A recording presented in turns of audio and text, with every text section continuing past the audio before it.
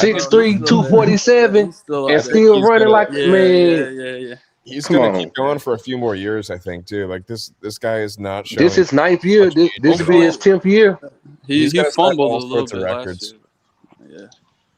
If you think This about be it, his there hasn't 10th been a year, running yo. back that long in a while, except for like Frank Gore, who wasn't really like as heavily. Yeah, I mean McCaffrey So on his 8th where year. would you put Swift? I'll put him in like top 15, 20. It was 1,000 Yeah. I'll give him like top 20 for sure. Nah, it's top 15 for sure. Top 15 for sure. Hold on, let's do this. I got y'all. DeAndre So you got Swift, he's just a little injury hold on. prone, I but got he's y'all. not Let's bad. go. Let's go Someone real look quick. it up. Let's go. I could do this real quick. Gibbs, Bijan, Taylor, Achane, McCaffrey, Henry, Cook, Saquon. That's 7. Hold on. That's 7 already. James Cook. James Cook 8. Barkley, Brees Hall 9. Jacobs. Not Brees Hall, bro. What? Yeah, I Brees Hall's would- definitely better than Did y'all fucking say Swift. Bijan Robinson? One person at a time. Have y'all Let him said talk. Bijan? What about I said Bijan. What about Judkins from Cleveland? Come on. Brees had 4.4 at carry last year. Hey, It's not try great. to say Bro, you probably got scattered. You probably got Kenneth scatterball. Walker, You probably got scatterball over. Josh Derrick Jacobs. Henry? Derrick Henry? I said Derrick Henry. Josh Jacobs. No. Josh Jacobs? I said Jacobs. What about Ashton Bucky Gentry? Irving. Ashton Gentry. What about He's got scattered. Bucky Irving, Ashton Genty. He's got scatterball So over A-Chain, bro. And Williams? Scatterbo over A-Chain. Williams over there. No, the fuck I don't. In the Rams, Fuck. LA. What you blind? a Ray Charles second, have A-Chain better than fucking Scatterbo. I mean, Joe Mixon's still up there. Joe Mixon's still in the mix. Joe Mixon's done. that's why they put a second in there. This is why they put it. This is why they put a Done. Y'all second didn't in. hear? He fucked his leg up, and then he went and he tried not telling the team. He went and had surgery behind the team's back. Fucked the leg up even more. He's done, bro. Why do you think they got Montgomery? Yeah, Come on now, put two and two the together. Dolphins are open I to ain't know trading. that, bro. I ain't know The that. Traded for Dolphins David are really Montgomery. Why do you think open they to did that? trading Devon A-Chain I told as you. long as the price is I right. knew he was up. Pete, I who knew he As told was you long this as 4 the hours price ago, is Pete? right. What is Put the some price? fucking What is respect right on my for the name. price? Sources, Pete. Hold I said on, this shit 4 hours ago. Pete. What, Who was the as one? long as the Who price was is the one right. on this panel? Who was the one on this panel that said A-Chain was gone from day one? All of y'all, bro. Kenna, I you've said been this shit speaking that last from the year to said jump that. y'all. too, bro. I said this Don't shit tell me. before the season started. I said y'all gonna trade A-Chain in the offseason. Y'all jumped me. Y'all were like, get the fuck out of here. Blah blah blah blah blah. I wanted to trade You know him how I last know we're season. not Never gonna wrong, trade him? just early. We're not Never gonna wrong, just trade A-Chain early. because we're never gonna I get the said price that right. Right, and Could he's have traded cheap. him He's before cheaper. But see, trade lifespan deadline on last the year. NFL is a running back. He has see, the shortest lifespan.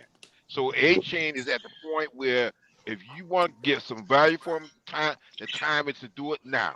If you wait another year or two, then you're gonna lose value on him. Well, you're gonna Because have he's to pay already him been after dinged next up. year if you That's keep him. another thing. see that. Yeah. And he's gonna hold out this year.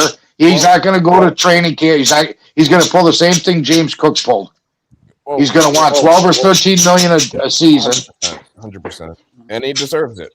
So And he'll go he somewhere that might he can get it. want more because he He got more deserved it, but we all-purpose can't yards. afford it. He got more all-purpose yards. But look, this is Well, what's number funny about one, it. they can't. This Number one, fan they base, can't afford it. this fan base is so weird, right? Look, there's somebody put on Twitter. There's been a lot of turnover in Miami for this rebuild. This is what's gone. Mike McDaniel. Listen to what's gone from Miami, but they consider this a rebuild. Mike McDaniel, Tua Tagovailoa, Tyreek Hill, Jaylen Waddle, and Bradley Chubb. That's what's gone from Miami. But they we're need to put rebuilding. they need to put Jalen Ramsey on that motherfucker. They need to put Jonnu on that motherfucker. Minka Fitzpatrick. Minka.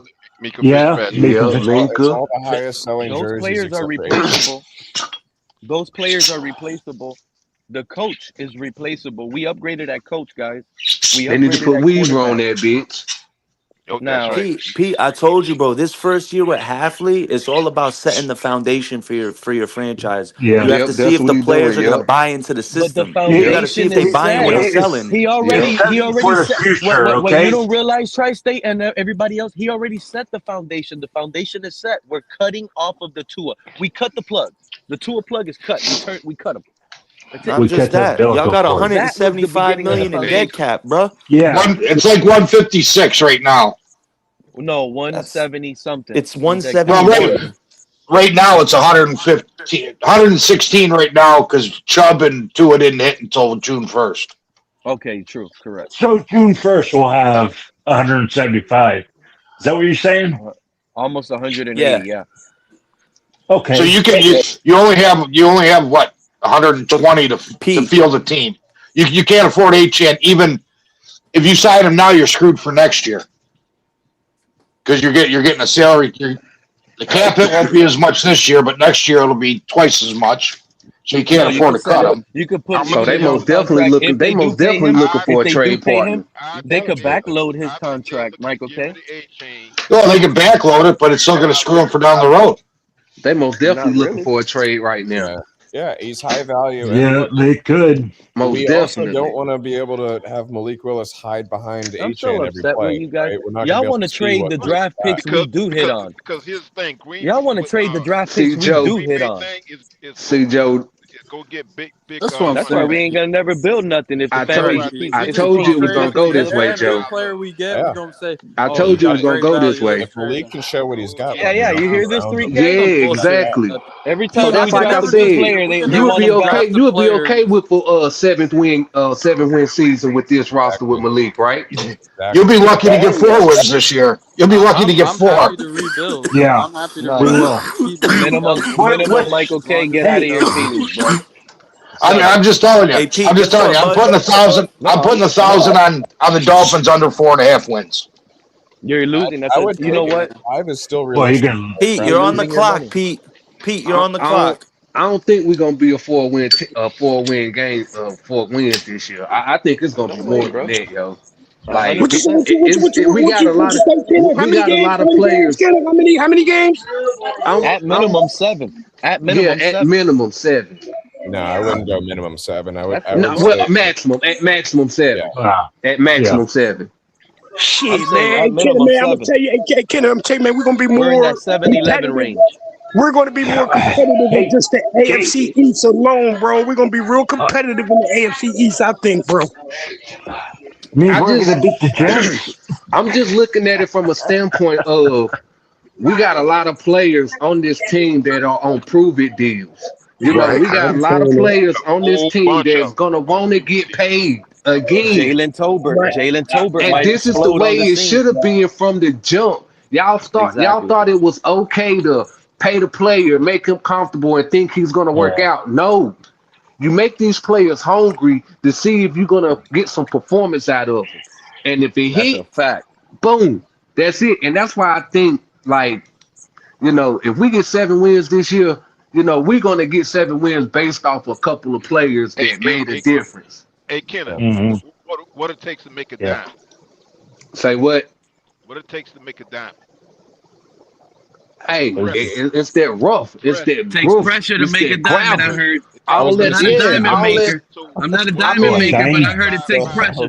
A diamond in a it's the pressure. It's the pressure, but that's putting pressure on some of these players because we probably got a couple of diamonds in the rough. So you're gonna have a couple of diamonds that gonna develop. And you know why that's true? We're getting hungry players that feel they should have got more reps, but they were being overlooked. I know what I'm telling you guys. Jaylen Tolbert is going to surprise this fan base. He's a player that was on the bottom of the depth chart that deserves a starting opportunity because he's really good. But he was on the back of the depth chart behind CeeDee Lamb, George Pickens. I mean, they got that tight end over there too. Like Dak had in Dallas? Oh, and he was one of them. in Dallas, Yeah. He was one of the weapons that would come in and clutch. He made a lot of good plays. Pete, that's what I'm saying, Pete. That's what I'm saying. The players that we get, they done been through the dirt. They trying to come up out the dirt. Like that's what I mean. Like I understand it takes the pressure, yes, but that pressure isn't there without that build up of it. You know what? Like I said, the league turned they back on Malik. Kenna, you know what these players are looking at right now when it comes to the Dolphins? They're right here sitting like, man, this team is lacking a star name. I can be that guy. Bro, we got that carrot. Go on mute. Nobody knew about Puka Nacua, but when he came in and started making catches, he made himself a star by making catches and playing with the Rams, right? That's how we're gonna have. We're gonna have a hungry player on our team Michael. that are trying to make You can mute him, Pete. themselves. Yeah, he's muted. Pete, you need to feed his. You know what those birds are saying? Take me out of this cage. I can fly, bro. Yeah. So our receiver room right now, we got Tutu Atwell, Jaylen Tolbert, Malik Washington, Terrace Marshall, Theo Wees, a bunch of nobodies.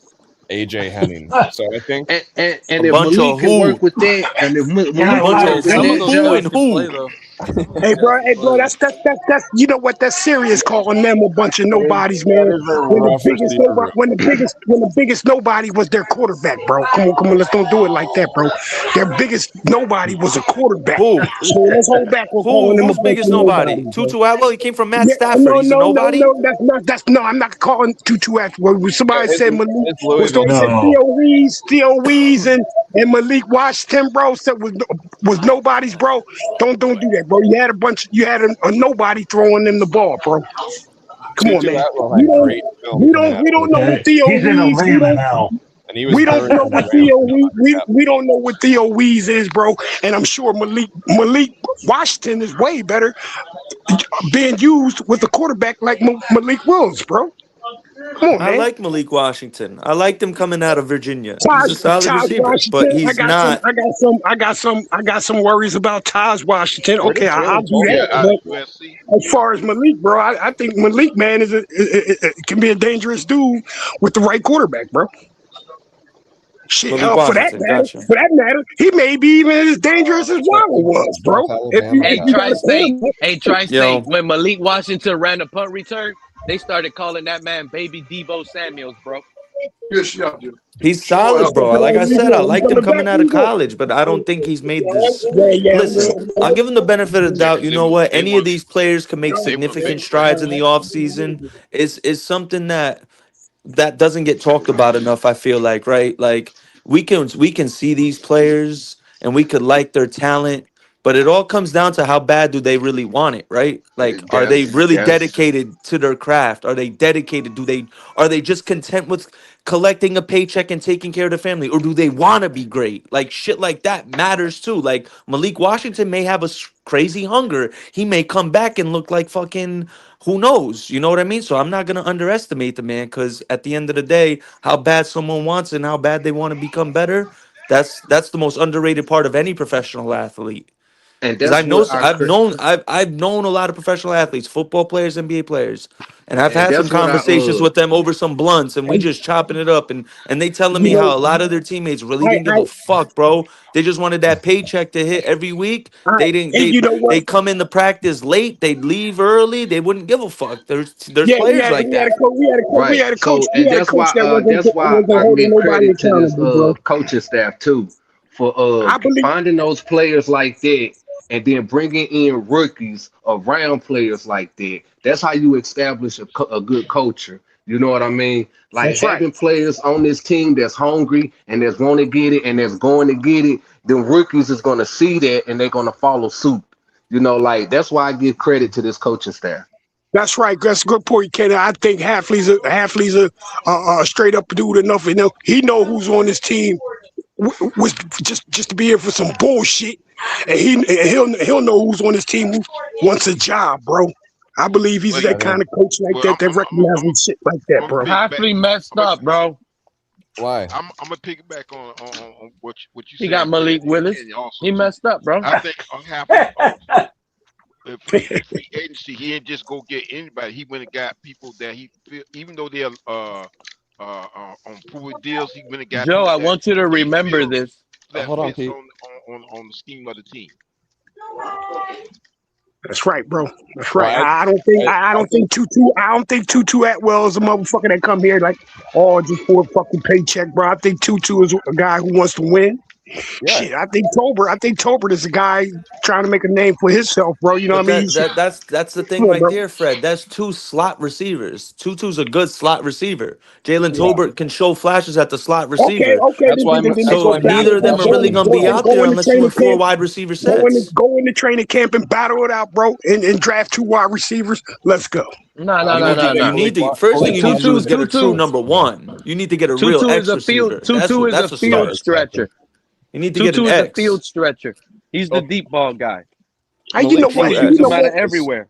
You know what? Exactly. He's a wide receiver. He's a wide receiver, bro. And what a wide receiver is, bro. He can play any. He can play any fucking ball, bro. That's a wide receiver, bro. He's small, but he's fast. I mean, I think a lot of systems is trying to go to the point to where they get like playmakers at the wide receiver spot. You know what I'm saying? Like it's a few teams that got that traditional you know what I'm saying? You know, number one receiver. You know, it's a few teams with that. Like you look at Philly, you know, they got AJ Brown and they got Devonta Smith. You know what I'm saying? And you know, even AJ Brown hasn't shown that he's a clear number one yet. And You know what I mean? you know what, Kenneth? But look, you got 2 number ones over there in Dallas. Dallas ain't doing Who? shit. You got 2 number one playing for Dallas, and Dallas ain't doing a goddamn thing, bro. CD Lamb and George Pickens ain't no damn number one receiver. I think he is, bro. I think he is, bro. I think he he's is a great receiver. I think he's a strange cat, but he's. I don't know. Now let me he haven't had now. Let me rephrase that. He haven't had no damn quarterback. I give him that. Yo, hey, fellas, real quick. I got y'all. I got a little mock thing set up right now. Do you want me to offer Devon Achane to the Bears for the 57th pick, second rounder? No. Is that it? I'm good. I genuinely think they aren't going to give us anything else. I don't know, bro. I genuinely think we can get more draft picks. I'll try and add Swift. Hold on. I think you're striking in like the 30 to 40 or maybe even 45 range for Achane. We can't trade Achane until draft day. Joe, you hit it on the head earlier. Yeah. So according to this, the trade would go through. Joe. DeAndre Swift and the 57th you know pick for Achane. You were when you said that? If we trade Achane today, everybody's gonna mock Jeremiah Love to the Dolphins. Well, I think there's one. Let's say the Titans get. Hey, take him. He's the best player in the draft. He might go. Where do the Titans pick? Is it 4? If they go Tate at 4 to give a receiver to Cam, you want me to try again? You want me to try again in their second rounder? And since they missed out on Love, we give them Achane and we take Love. Hold on, I got you. Who's that talking again right now? Joe. So I'm gonna go to Tennessee. I'm gonna say add pick. Right? Yeah. So let's try this. Add pick. Player. Let's do 35. Add pick from them. Yeah. Let's get 35, and then hold on. Can we get Tony Pollard? No. I would just do it for Achane. You don't want to get Tony Pollard in the 35th pick? Well, we're taking Love, right? I prefer Todd Spears. Nah, if we're gonna take Tony Pollard, I don't know why you wouldn't take DeAndre Swift. So nah. Yeah, but you'd move up 22 more picks. You got the 35th pick in the second. That's the top of the second round. That's a very valuable pick. I'll take the nose tackle. Give me the nose tackle. They traded to Von at this point. You talking about Jeffrey Simmons? That ain't happening. Yes. That ain't happening. I'll try. I think it's picks only for H. Trying to get Simmons. I don't care about getting. No way. Yeah, I'm with you on that, Joe. Like I want all. Yeah, picks. no shot. Players. I'd have to take out the second rounder. We want to see Ollie Gordon getting as many touches. True. And he is a big back that fits this system, yo. That's what I was thinking from the jump. The Titans. Like, I don't care what the mock draft say.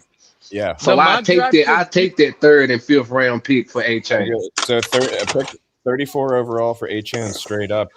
Does it show that like what the percentage is that they accept it? Yeah. So I actually just peeped this. You can get 35 and 101 for Achane. Yeah. We're doing all of this because we think the Titans are going to draft Jeremiah Love. Seriously? Well, I think they make that call to us to get Achane if they pass up on Love and they get Tate. Then they're the ones calling us about Achane, knowing that we're shopping them. And that we want draft capital. And that would. So you want me to offer this trade? 35, which is what, the 3rd pick of the second round, and 101. That's like the 4th, 5th pick of the 4th round. Yeah. Sure. Yeah, I do that trade. It went through. Mm-hmm. It went through. So we on to the draft. I would also trade for 27 picks, but so we on to the so now you got pick 11, pick 30, pick 35, pick 43, 75, 87, 90, 94. Wait. And now hold on. Did we just make a trade? Yeah. And it didn't even guarantee us Jeremiah Love yet? We're not getting Jeremiah There's Love. 2 scenarios. One, I thought we were doing this trade because it guaranteed Love. We need a running back, bro. No, there's 2 scenarios. There's one is for Love. The other is for multiple picks that are going. We better get Love, bro. So you want? So hold on. So hold on. If you want to get Love, Tennessee's probably not going to take him. We could try and trade up with the Giants to 5. Yeah, let's assume that Love is going shortly after that, and we have to still move up. Do you want me to hit play? Because Mendoza's probably going to go 1 anyways. We got to see the draft, how it falls, yeah. All right, so I paused it at 3. Mendoza went 1, and the Jets took Carnell Tate at 2. I've been seeing that a lot. Carnell Tate at 2? Yeah. What? Coming up with Garrett Wilson. He'll come up with Garrett Wilson, Ohio State boys. So who left at 11? Arizona might not take him. But I don't see them. I definitely. All right, I got it stopped at 5. Hold on. Arvell Reese went 3rd to the Cardinals. David Bailey went 4th to the Titans. Now we on the Giants. Here's where we want to trade up right here, right? There we go. We're at 5 again. No, I don't think the Giants take him because they have Scatterboo, but I could be wrong. I don't know. They might take him. They might take him for backup because Scatterboo. They could take him just to get rid of him. Here, I got something right here, fellas. Here we go. Who's after if you want, we could give them 11. We swap first, 11 for 5, but we give them 75, which is the first 3rd rounder, and a 4th next year, and you move up to 5 to get Jeremiah Love. Yeah, and then you got to make the trade with Tennessee for Achane to get their picks that you had before, because we're getting rid of Achane at that point. Yeah, we got rid of Achane. We got Tennessee's pick. Yeah. Oh, okay. I already traded Achane. I thought you started a new one. Yeah, I mean, I think it's possible that even though the Giants wouldn't take a running back, someone else is calling them, trying to move up to take them. So, yeah, move up to 5. So who we moving up to get though? Jeremiah Love, and we just took Jeremiah Love. There we go. Let's go. How many picks did we have so far? So hold on. Here's a recap. Right. We did the original trade for Achane. We traded Achane. We got pick 35 and pick 101. And then we just packaged 11 and 75 to move up 2-5 to get Jeremiah Love. We need a lineman, we on the clock at 30, and look. Yeah, at that point, I'm also looking at our 3rd and 4th as ways to move up several spots if there's someone that we like, fall. Yeah, can we do that? Can we do that? Would have to. What, take the Eneman? You can, but take the Eneman? I don't want. We could probably get that guy in the 2nd. Yeah, we still got a lot of holes we need to fill. Like, when you don't want to fill them with just late round spots. Yo, can you guys hear me? Yeah, we hear you. Oh, okay. Shit, my shit wigged out. All right. Hey man, so Theeneman on the board. If you ain't a Dolphins fan, don't be telling us how to build our team, man. That's where I am with you. No. He's doing good. He's doing good. Yo, whoa. Fred with the sly comments, brother. Yeah, I'm playing. I'm doing this for y'all as Dolphin fans. Yeah, there is. And you being a fucking dick about it. Man, you ain't gotta do nothing for us, bro. You ain't gotta do nothing for us, bro.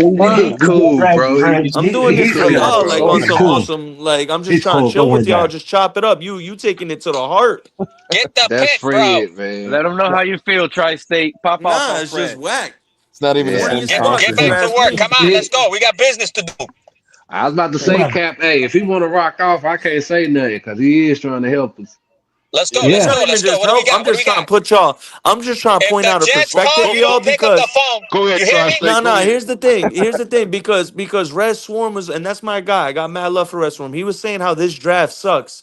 He's absolutely wrong. Yeah. This draft is loaded with talent all over the fucking place, and it's value, bro. Especially in day 2. There's a lot of really good players, and y'all got a lot of good picks. That's why I don't want to get rid of as many picks in day 2. You know what I'm saying? Like, we just packaged up and got rid of 2 picks. Look what we just did and this is realistic. We just traded Achane, and now we just took Jeremiah Love at 5. We got pick 30. How you feel about that, Fred? He's over here. You got 35, which we got for Achane. He's doing the team. How you feel about that? Is Love the running back from Notre Dame? Yes, bro. Yeah. Okay, good. Yes. He's going to come into the league and be a top 5 running back by the end of this year. Watch. He will. Watch. Yes. He's better than Achane. He's better than Achane. Let me ask you a question. What's Do goody? you think the reason why some people look down at this draft is because it's not deep in quarterbacks? That and there's not the quote unquote sexy names type shit. You know what I'm saying? They want the marketability with the big names and the quarterbacks. It's not that big with that. It's not. Next year's your pick for year's gonna quarterback. be epic. So what are you saying? There's just a bunch of football dogs in this draft? There are dogs in this draft. That's what he's saying. Basically. No, the question I was asking is, a lot of people are looking down at this draft, and sometimes I think it's because it's not deep in quarterbacks. Because once you get past Fernando, that's it. I mean, We're not looking at the quarterbacks though. No, John. Oh no, we're gonna draft the quarterback with one of those first-round draft picks. Hold up, John. I don't think so. Really? Oh, you better believe it. Next year? You're damn right. I'll take a quarterback. Next year we will. Next year we taking a quarterback. Oh, Yeah, no doubt year, about it. You're taking a quarterback. Yeah, we're not this year though. Simpson's coming out this year. You fucking schnook. That's what I'm saying. We talking I ain't next gonna year, lie. homie. I take a chance on that Green kid. This year, don't do it. Don't do it. Just hold out till next year, Pete. Hold out till next year. I agree. I don't know, man. I take a chance on that Green trying to kid bring though. competition. They're bringing in competition. No. You can fucking get Dylan Raiola or Arch Manning or fucking Dante Moore next year. Do that. Go with that. Next year, your quarterback. Take your chance with that. I don't know, man. Or Darian Mensah, who's going to be at the... Hey, listen. I think Malik my gonna hot take, surprise and I'm a lot not of saying... people. Listen, Darian Mensah about to win the Heisman at the U this year. Mark my words. Dude, Mark my words. He's going to win the Heisman this year. We could draft two QBs next year. Remember, the Falcons 2 years ago paid... Who was remember his name because he just I transferred to the U. But I don't know the transferred to the names. U. Y'all behind. What y'all on? How I know this, y'all don't. What spot he played? Well, quarterback. I just don't know names. And what's his name? The guy from Duke. Darian Mensah, bro. He just won the ACC championship at Duke. For real? Duke. Yeah. That's right. You lying with Duke. Now Duke is a scrub ass football squad, and he won the ACC championship. Yeah, but let's be fair. Let's be fair. Duke won it with 5 losses, though. Come on. Isn't Miami in the fucking ACC? Yeah, but that's because the ACC is like the SEC. That's just too big for no reason. I mean, but the ACC ain't that strong in football wise, though. I get it, but there's too many teams on the ACC. They got 2 different conferences. What you mean? I would say, hey, I'm a Tar Heel. I'm a Tar Heel motherfucker, bro. Like, don't get it twisted. I know about Tar Heels, bro. Kid about to go in, bro. Kid, you was doing all right, bro. Don't start going in now, bro. Don't stop with your drafting. Keep drafting. Young 3K, what did you fast forward all the way to 30, or are you still? I mean, ACC definitely fell off. Clemson fell off. Yeah, facts. Florida State fell off. Facts. Yeah, bro. I'm about to say, bro. They were lit. But it is impressive that he won with Duke because Duke is not known for their football organization at all. Yeah. Well, I agree. I agree with that. Absolutely right on that, Kenner. They're not known. Yo, so who we taking at 30, bro? Who we taking right here at 30? You're already there? Hey, Ken, I got a question, bro. I got a question for you, Kenner. Hey, Ken, that linebacker dude we drafted from North Carolina, Stratham, what's his name, bro? What was it? Oh, Strowman, some shit like that, bro. How come he never got to see the field, bro? Never. Hell, I don't know. I guess they want to get rid of him. I don't even remember the dude you're talking about, bro. You don't remember that linebacker dude from North Carolina we drafted, bro? Was he an edge? Bro, I ain't even gonna hold you, bro. I'm from there, and for me not to know. Oh, you talking about Long? He's talking about Long. No, are you talking about Asante? No. He's talking about Long. When we got Long on free agency, they got Long. Bro, when we got rid of Jerome Baker, we had to get a linebacker. Yeah, that's Long from Tennessee. Nah, they ain't him. Nah, you talking about from North Carolina, Tar Heels. Yeah. Oh, yeah. Tar Heel. Oh. That's what I'm saying, bro. Like, for me not to know you talking about, bro, I'm going to tell you, bro. His name don't ring no bell. Strobridge, some shit like that. Oh, Strobridge. I remember him. Yeah. He never got to see the field, bro. Like, you talking about a wasted pick, bro? Jesus Christ. I can't remember who got worse than that, bro. It was pick 154. I mean, it's. Yeah, he was trash, bro. He was trash. Okay, so where we at? The first round, second round? Where we at? No, we're at the third. So we're at second or third. Well, young 3K, are you all the way at 30, or are you just after where we? Yeah, he waiting on us to tell him who to pick. Well, he's got to tell us the names. He's muted though. Oh, he's fired already, bro. If this is the war room, bro, he's fired. Are you here? No, y'all didn't answer. Y'all didn't answer. I'm rebooting another one. Oh, get out! Oh, this guy, bro. Come on, bro. Take a wide receiver. The best run that same available. trade back though, because that's. Say that again. 30. Oh, we got the trade. It's still there. The trade for Achane. So we have pick 11, pick 30, pick 35, pick 43, 75, 87, 90, 94, and 101 and 130. Yeah, but we're gonna move up for Love at 5, right? For Love, right? All right. So that was Tennessee we traded with. So Giants 5. It was 11, 75, and a 4th next year. You reran it to make sure that. But didn't we get something from Tennessee or no? Yeah, I got that pick. The 35th pick. I got that. So Jeremiah Love here at 5. Yeah. So we still got pick 30, which you originally had, and 35 from the Achane trade, and then 43. Y'all about to do some damage. Is there anyone you guys would move up from 30 to get Love, bro? Wouldn't we need to get rid? Would we need to trade Achane then to even look at Love? We already traded Achane. We already did. We traded Achane. Yeah. Okay, so you got Love already. You got him already. We got Jeremiah Love. That's an upgrade at running back. Yeah. Hell so yeah. Did we just upgrade the running back position? Yes. Yeah, you did, and you got him on a rookie contract. You got him on a rookie contract. And we got him on a rookie contract. Don't sleep on the business side. We upgraded the quarterback. Our coaches and GMs are better, but yet this fan base is going to tell me we're winning 3 games. Well, in this scenario, I ain't telling you. All right, so at 30, you got Caleb Banks, the top 5 best available. Okay. Caleb Banks, CJ Allen, Max Ioniker, Akeem Mesidor, Omar Cooper Jr.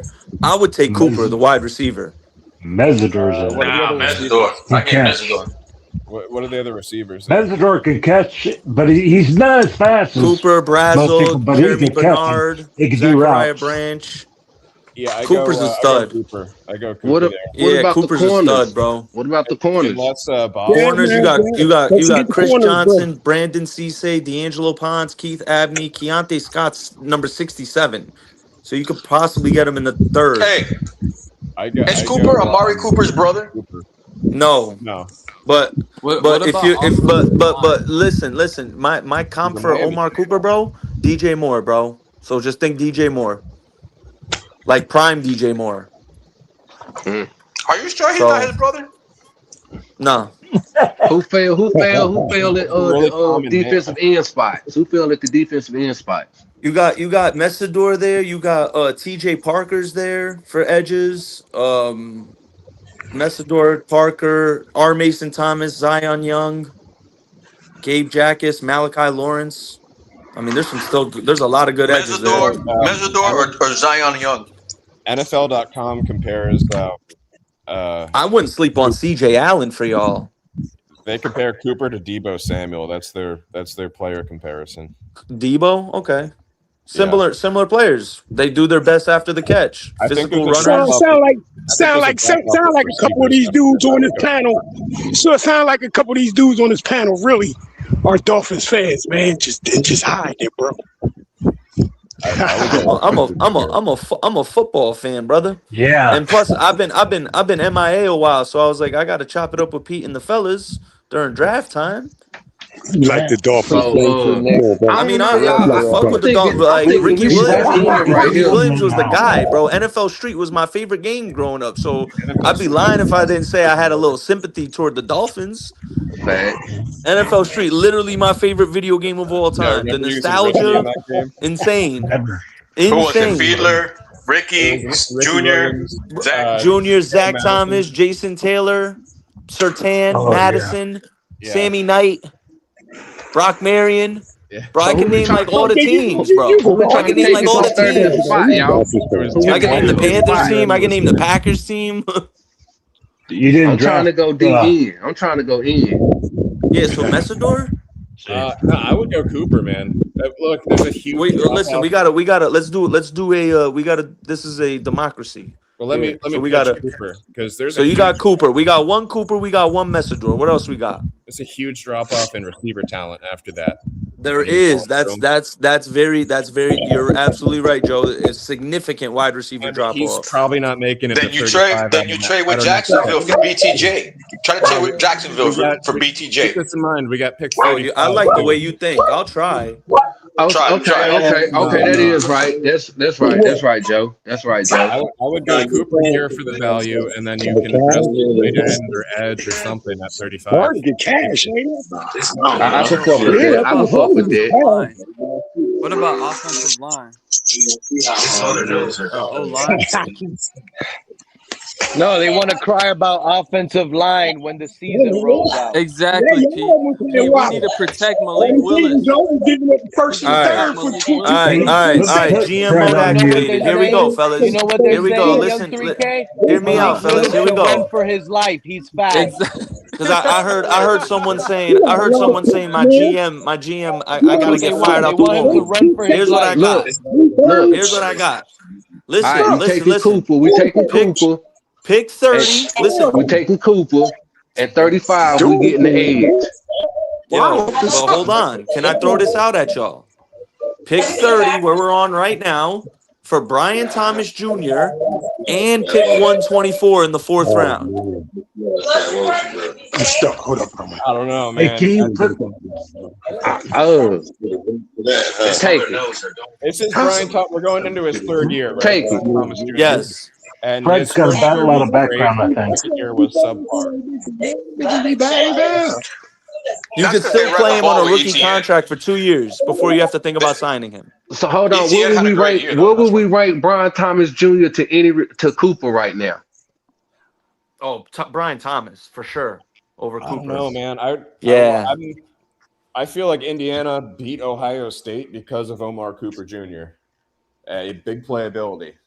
That's definitely fair to say. He made some big plays. And Brian Thomas Jr. is closer to a new contract time than Cooper is because he's already a few years in. Yes, but he already hasn't proven that he's. All right, so we taking Cooper. I don't know. I want to go. I want to take the trade. I want to take the trade. Is he a good route runner? I want to take the trade, Joe. All right, fuck it. I'll do the trade because we could still snag someone in the CJ Daniels. We got another pick and 5 picks. Hold on. We still got pick 35, which we got from Achane. Don't forget. 5 picks. We still got another pick. At 11. So who do y'all take at 11? We didn't take out. We traded up and got Jeremiah Love. Nah, you can probably still get Cooper. We need O-line, bro. See, this what we got. We got a dilemma. 3K, they drafted the best running back. 3K, they drafted the best running back, and they ain't gonna have nobody blocking for him. You can get Omar Cooper now and still get a really good offensive tackle in 5 picks. That's the dumbest to trade up for a running back in today's NFL. Sadiq is already gone. No, it's not. Jeremiah Love is generational. He's the best player in this draft. God, here they go. Pete, you hear this shit? They throw this word around like it's nothing. All right. Yeah, okay. Every even play draft, they say that with every player. All right. They said that about Ashton Jet. 3K, they said that about Ashton Genty last year. And every time we all agreed on Ashton Genty was behind the worst offensive line in football. Exactly. Do your research. He had the worst offensive line in football, Genty. Thank you. He's actually got offensive linemen now. Watch what the fuck he's going to do next year.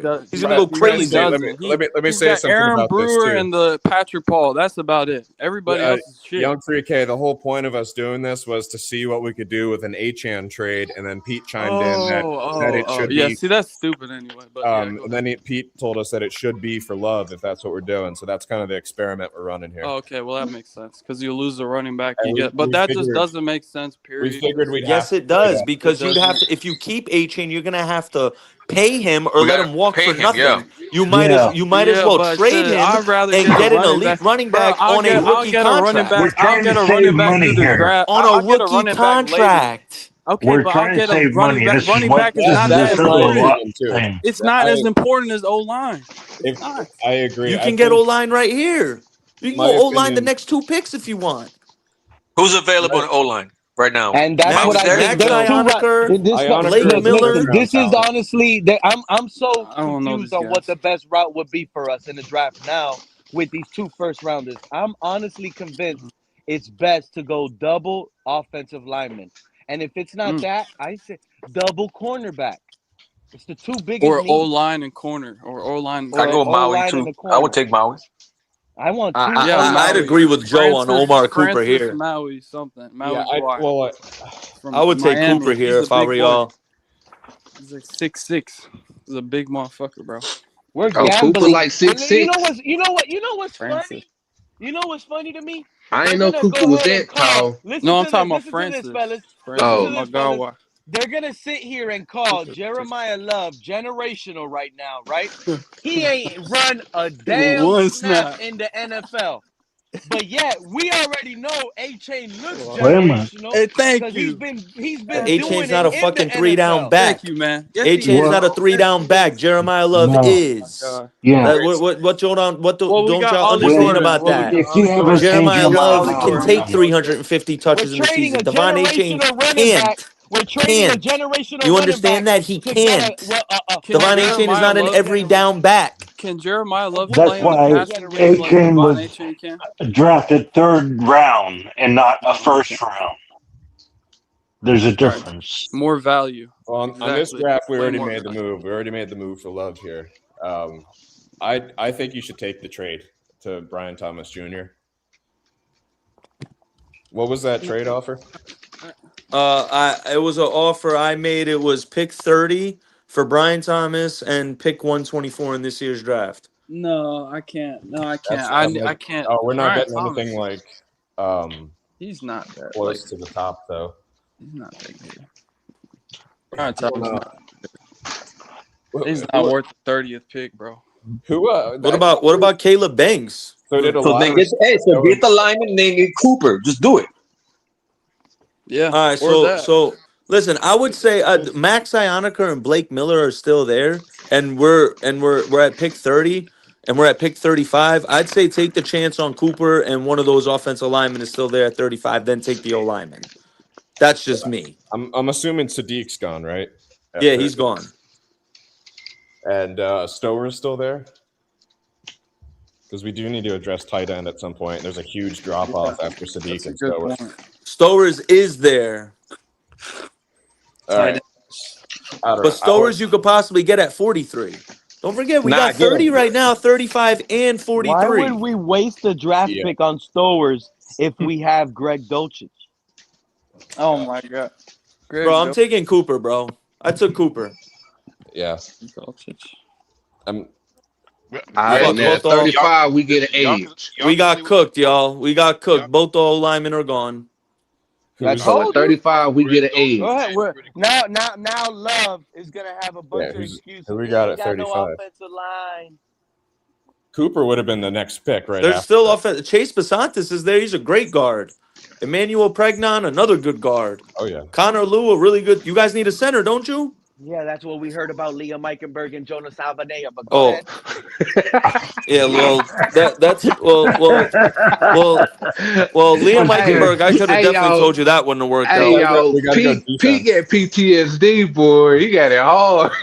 Savanea is a rookie, man. Jesus Christ. Like, everyone's just a microwave ass league. You expect them to come in and be fucking all pro caliber after their first year, their That's rookie what year. Sully and This shit is Hack need. unbelievable, They better win unrealistic this year. expectations. They Now better I win ain't this gonna year. say I ain't gonna say all that all-star, superstar, whatnot crap, but I expect you to hold your own. And Liam did not hold his own. Oh, Liam, I could have been told y'all was gonna be trash. Liam, I knew Jonas that. Savanaya, I don't know. He really don't look like he held his own to me neither. No, he didn't. He didn't. He was one of the worst pass protectors in the NFL. So we went 2 offensive picks in a row, 2 skill positions. We got running back and receiver. But Well, that's a good exercise, though. It goes to show you, like you said, the drop off comes fast on O lineman right around that time too. Yep. That's why you need to take one early. Basantis is a really good guard from A&M. I think if we went 2 offensive skill positions in a row, we'd probably go defense by the 3rd pick. That's what I said. CJ Allen's there. Oh, your boy's right here. Emmanuel McNeil-Warren. That would be huge. I mean, I think he's going to be a great strong safety. All right, so we taking him. I don't know. What's everyone else's opinion? I want to hear him. We need a safety. I really don't know. Hold up. I'm saying. I'll have to go by what you CJ say. Allen's there, man. Hold up. We only have Dante Trader and whoever free agent we picked up. That's 2 safeties. So yes, we need another safety. We're taking McNeil-Warren. Yeah. He's an instant starter in my opinion. All right, now we're at 43. I'd say take Basantis, the guard.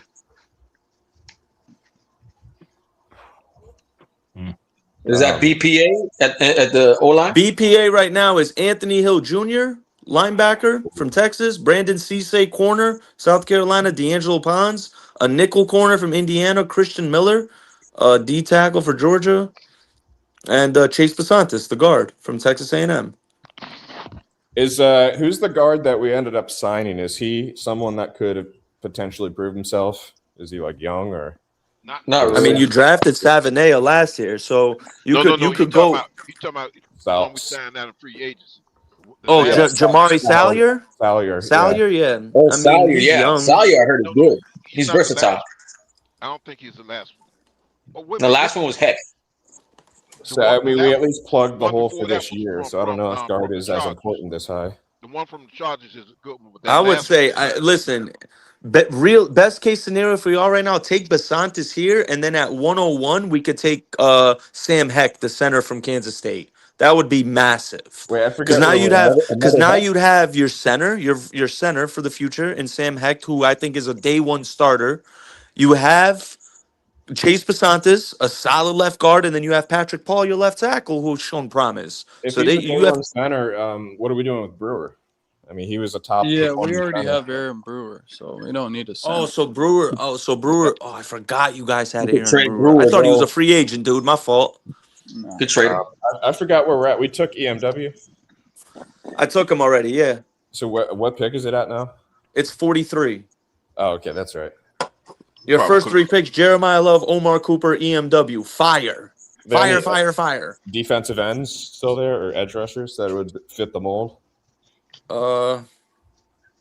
Gabe Jackus, Malachi Lawrence is a beast, bro. Yeah, Malachi Lawrence is a beast. I would take him. Yeah, bro, that's a steal. That's an edge rusher. We need. Yeah, that would be ideal, I think. Or Basantis, the guard. I would say either Basantis or the edge, or Malachi Lawrence. Basantis, is he like a day 1, or is he? For sure.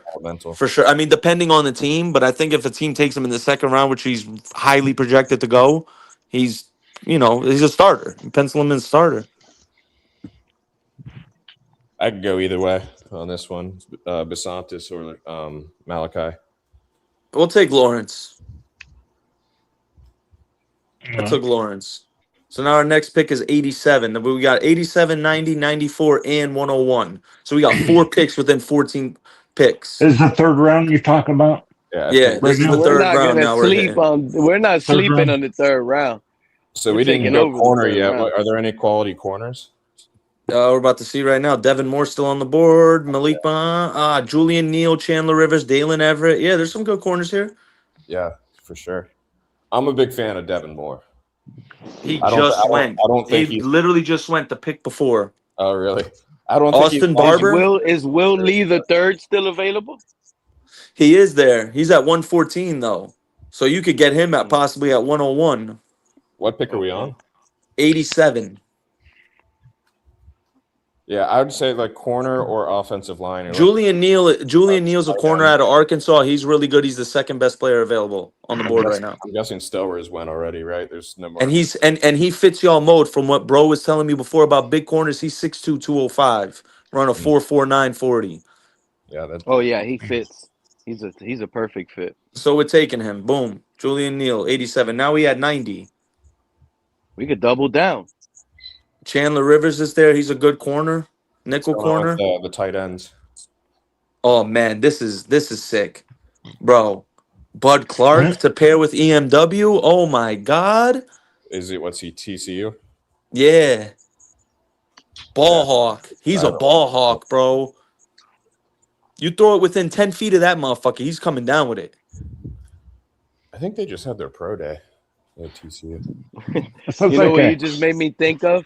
It sounds like he said ball and that was hawk, 2 and I'm pointers. thinking interceptions. Can you guys Yeah, imagine? that's what I'm thinking. The Jets with Aaron Glenn last year went the whole season without a single interception on defense. Wow. They won with Minka there. When you say ball hawk, I'm thinking interceptions. He's going to intercept the ball. No. Bud Clark is one of those guys. And that's 2 corners we just took, right? No, but you got EMW. You got EMW, who's a bona fide strong safety, and you took Julian Neal, who's a really solid corner. So if you take Bud Clark, and you know you what? take Bud Clark here, your our fucking defense secondary could looks be promising. Your secondary looks promising. We need an edge And rusher we for have them another guys. pick right after. We might as well triple down and see if we could get Will Lee the third. He's good from Texas. We need an A&M. edge rusher for them guys. We took Malachi Lawrence. Okay. Who's our linebacker? Okay. Yeah. What I'm about to say linebacker then, yeah. Linebackers, Deontay Lawson, Harold Perkins, Torian York.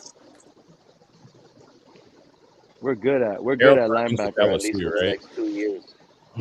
Jordan Brooks is good for the next 2 years at least. The top 5 best available: Brennan Thompson, Brooks and wide Dotson. receiver from Mississippi State; Yeah, Michael we Trigg, need tight depth end from anyway. Baylor; Logan Jones, a center from Iowa; Austin Barber, tackle from Florida; and Deion Burks, wide receiver from Oklahoma. That's the top 5 best available. Is Austin Barber projected to be a guard or actually get it in at tackle? I said go O-line now. Barber, they're saying he's kind of like a hybrid. Yeah, I He's think getting like Brady Christensen from the Panther vibes. Like he's just a Swiss Army knife. He could play anywhere on the line. I most definitely take him. Depth anyway, even if I most definitely take him. Yeah. Yeah. So we'll take Barber. That's a good pick in my opinion. We have to assume Austin Jackson's going to go down at some point. Some point, yeah. Yeah. All right, took Barber. That's why they went and got that guy, that free agent from the Chargers. Yeah. They said that guy plays different positions on the offensive line Right. also. Right. Yeah. That's and he been doing it since college, so he more natural at it.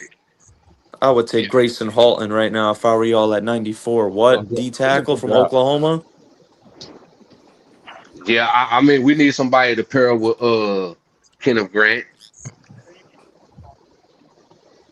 We Can do never need a go dollar wrong to with pair. bodies in the trenches. Yeah, I'm with Yeah, it. hell yeah. I'm with it. You know, this could be our best draft. Hey, I'm we've so ever happy had. the draft is not too far away. It's like a month away now. Oh, Yeah, that so And we got great. all this. Y'all want the D lineman or the safety? The D lineman. I go D line. All right, now we at 101. Bud Clark's All still right. there. The safety. Oh my God, Cook session, bro. Holy shit. This is a fire draft, y'all. And This so is a far, fire is it fucking fire to draft, you? yo. How many of Is there those safety rookies you available? think will start? No. At least 5. No. At How least many of 6. these guys are starters? At least 5. Hey, is there a good safety there? Well, it depends what you consider. 6 actually. What is a starter for receiver, right? Is Omar going to I'm be? capping. Hold on. 7. Grayson Halton would start. So would Bud Clark. 1, 2, 3. Oh, Julian Neal, Lawrence, McNeil, Warren, Cooper, and Love. That's 7. Think about that. How tall That's is 7 Cooper? starters. Now, all this Hey, y'all, hinges on one thing. Yo, that's a fast turnaround. That's a fast turnaround. Yeah, it is a fast turnaround. And it all depends on one thing. If we trade Achane. That's what all this hinges I on. mean, that's what allows. That's what us triggered to- everything. That's what A triggered little it. bit, but we could That's pretty what much do triggered the it. same thing. But we could do almost the same thing without trading Achane, though. Right. Nah, because certain pieces won't fall the way that certain pieces fall. You get what I'm saying? What was the Achane trade again? What picks was it? What did we end up? We traded the 11th pick No, that was for the Browns with the Giants, right? Giants. Yeah. And then we traded our 2 second round picks or a third round pick or something. Pick 35 was the Achane pick. What did we take at 35? We took It was after Warren. We didn't we take Cooper? No, we didn't. We took Denzel Boston. It was Warren. It was McNeil Warren. Yeah. We went Cooper and then McNeil Warren, I think. Yeah. No, I said for me, we should go defense, and that's when we said, W's there. Yeah. I'm sticking to what I've been saying, and people think I'm going based off what they've been saying. They don't want any small corners or anything like that, like any small DBs. They want anything above 6'1". We got it. So if we got that covered. If we draft a guy like Delane, he would be a slot in there. He wouldn't be in our what's it called? In our scheme, a guy like Delane would be our slot, not our boundary corner, even though he played boundary in college. Who? Because of the scheme. Delane? Mansour? Yeah, Mansour. No. Oh, no, you're wilding, based bro. on our scheme. Based on the scheme that he's an outside corner, bro. No, he's an outside corner. Bro, but if he like we said, if he don't fit the build, the 6'1", not even you know what I'm saying? No, he would be our slot corner. He probably wouldn't even make it here, like Joe said. They probably wouldn't even be looking at him. He might go top like 8 or 9. And I also said this. I feel that the kid that we drafted last year, was it last year or 2 years earlier? Like not last year, but the year before, that we drafted Jason Marshall. That was this past year. That was what, 4th round or something like that? Yeah. I was telling Pete, I feel he's our slot of the future once Cater leaves, because I think Cater gets released, to be honest. I think mid-round Greer picks have a very uphill battle. Huh? Cater Kohu already signed with another team. Yeah, he with Kansas City. Oh, did he? Yeah. Oh, okay. No, and I honestly, this corner class is deep, and I feel guys like Julian Neal, Takario Davis, Ephesians Prasock are day one starters. Like they're moving up in the draft. I think we're doubling down on both safety and corner. I understand we have a lot of needs, but for me, the defensive backfield is the most pressing need. Didn't we just get it? Yeah, we did, and essentially 3 rookies starting back there, which I don't think would happen. I don't think Anthony know that we just did the. Anthony, we're doing our mock draft right now. We took McNeil Warren, and then we took what's his name, the corner you just mentioned. Julian Neal. Yeah. Yeah. Yeah. No, but wait, you guys. I thought. Yeah, just say good job. Thanks. You guys did great. You did great. You did great. But what I'm gonna ask, what I was gonna ask is, why do you guys think it would be a mistake to have all rookies in the backfield? Well, I think having 3 is a lot of rookies to have in starting in the defensive backfield. It's just from a communication standpoint. Yeah, that's what I would think too. Like the communication, you got to have somebody in there that has some kind of experience, back there being able to like call audibles, switch things up, direct traffic, things like that. DBs that we signed, Juju Brents will probably earn a starting role. To me, I feel the corners that we signed in free agency are more special teams guys. They're not gonna. Those guys are not.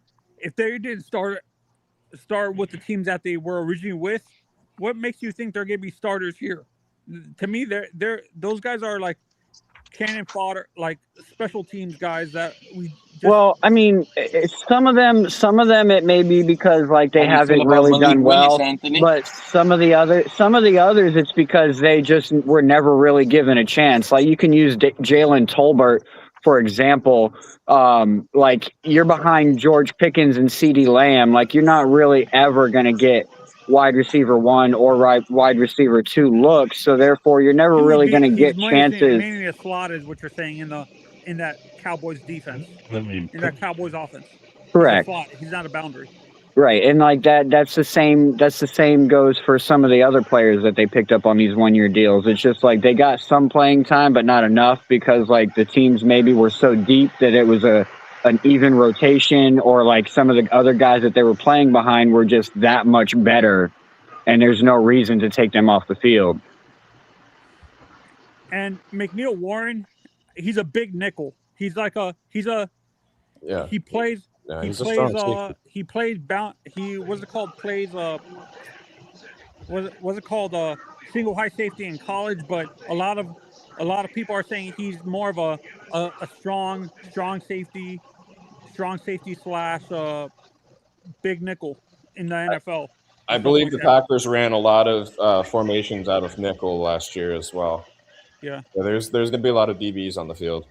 Yeah, no, and that's why I've been saying I've said this from the beginning. I think eventually it took us this long, but I feel we're gonna be running a 5 DB set as our primary backfield. Sure. That's what they ended up doing in Green Bay. But you know what? Before we started the free agent picks and what have you, we already had about 11 or 12 cornerbacks on the roster before we started getting these free agents. So right now you're looking at Juju Brent's in there. 15 to 16 cornerbacks right now on the roster, on our roster right now. It's surprising that we had 30 free agents going into the offseason and they already filled all them fucking holes. Hey man, they been cooking, yo. They been working, yo. Hey, Cap, what did you say when you was walking behind? All I heard is we have no money too. Remember that? Some kind of walkthrough or marathon y'all was doing. Oh, the DCC? Yeah, didn't you say he was locked in? Didn't you say they was zoned in, that they was working?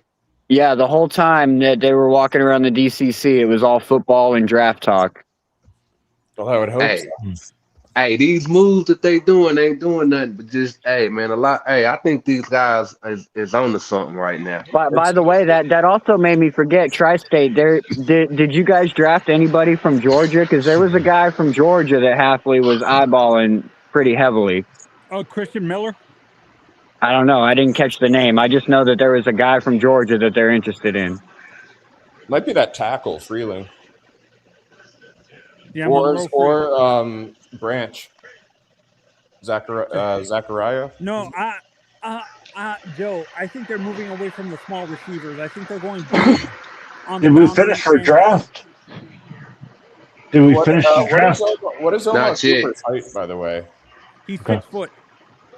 Yeah, so by the way, the picks were Jeremiah Love at He's 5. 5'11" really.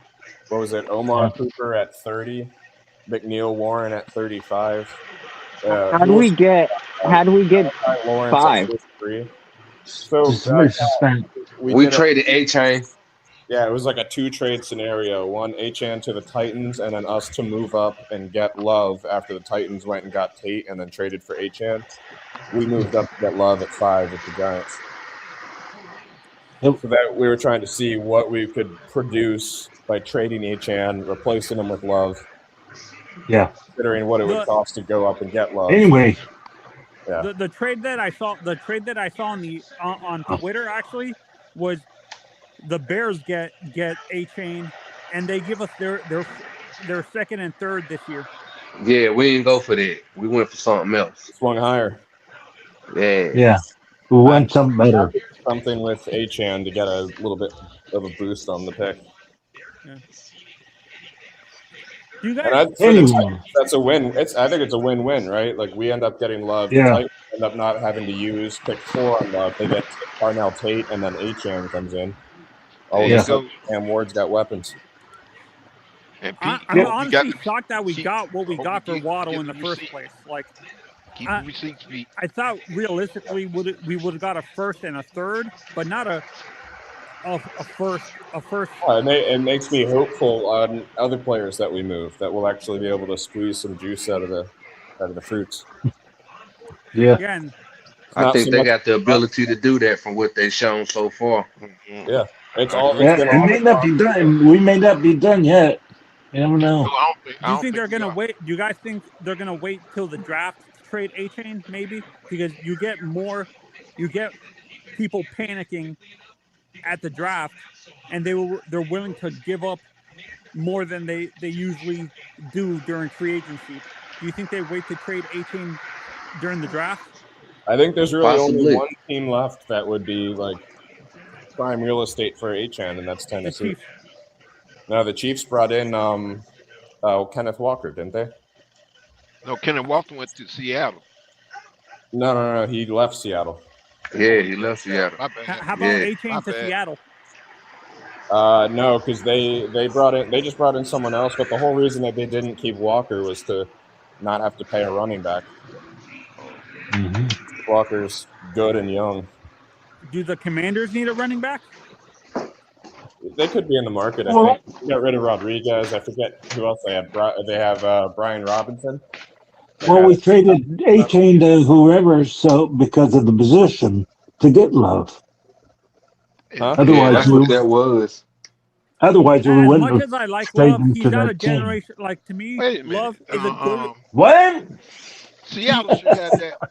Don't Seattle have that running back from the University of Miami? Yeah, they got Charbonnet. Charbonnet is the running back 1, and then I think they just added a running back 2. I forget who. No, but with Seattle, I think they're hyping him up because he goes to Notre Dame, but he's not a generational talent at running back like a Saquon or a Zeke. Or no, I agree with you. If I was moving on from Achane, I wouldn't even rush to get Love this year. I would just use the Achane move for other stuff and get a running back in like the 3rd.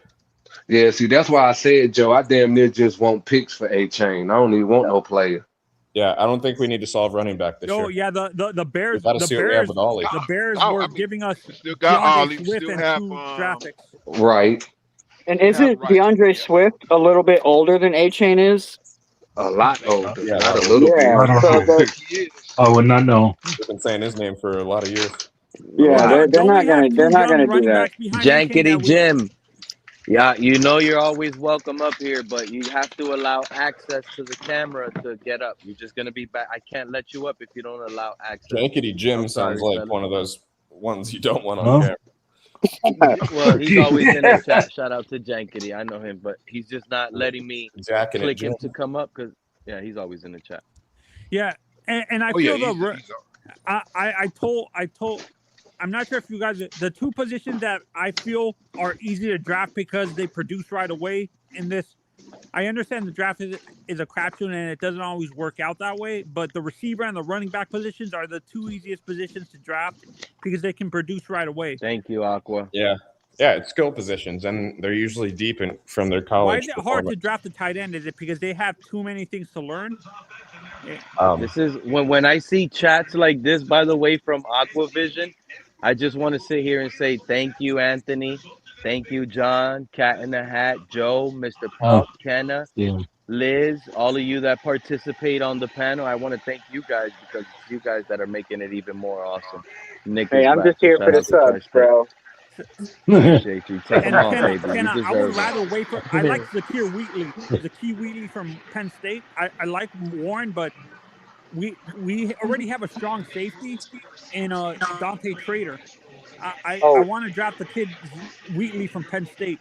Tri-State's back. Hey, Tri-State, is there some good prospects to be able to replace Sealer in this draft with day one starters? For sure. What about TJ Parker? TJ Parker's a solid edge.